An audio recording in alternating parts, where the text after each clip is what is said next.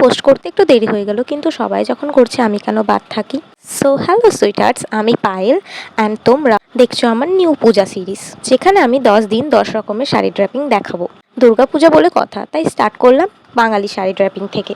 প্রথমে শাড়িটাকে right side থেকে talking শুরু করে একটা রাউন্ড ঘুরিয়ে নিলাম।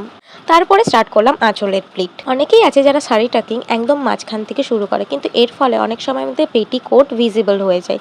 তাই যখনই যে কোনো শাড়ি র্যাপিং করো, সবসময় চেষ্টা করবে তোমার রাইট সাইডের একদম কর্নার থেকে শাড়িটাকে র্যাপিং করার। সো আঁচলের কুচি স্টার্টিংয়ে পিন আপ করে ভালোভাবে কুচিগুলোকে সিকিওর করে আমি সব কুচিগুলো সুন্দরভাবে বসিয়ে নেব। আর যে কোনো ধরনের শাড়ি পরো, অলওয়েজ ট্রাই করবে তোমার কুচির প্লিটটা যেন পাতলা থাকে, খুব বেশি পাতলা নয়, কিন্তু ব্রড প্লিট একদম রাখবে না, দেখতে প্রচণ্ড বাজে লাগে। আঁচলের প্লিটগুলো বা কাঁধে সিকিওর করে নিলাম এবং তার লেন্থ রাখলাম পুরো মাটি পর্যন্ত। তারপরে বাকি অংশটা আমি ব্রড প্লিটিং করব। এই শাড়িটা একটু ফ্লাপি শাড়ি, তাই আমি ব্রড প্লিটিং করছি।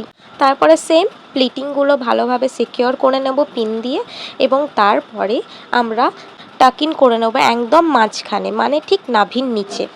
কুচিটা টাকিন করার সময় সবসময় পেটিকোটের সাথে পিন দিয়ে সিকিওর করে নেবে, কারণ অনেক সময় শাড়ি ফসকে খুলে পড়ে যায়। যদি পিন দিয়ে ভালো করে সিকিওর করে নাও তাহলে সেটা আর পড়বে না। তারপরে বাকি অংশটা ডান সাইডে পিন দিয়ে সেট করে নিলাম, এবং তারপরে ব্লাউজের সাথেও একটা পিন দিয়ে সেট করে দিলাম, যাতে পরে কুচিটা ওপর নিচে না হয়। তারপরে পেছনের কুচিটা এনে সামনে 2-3টে কুচির সাথে পিন আপ করে নিলাম।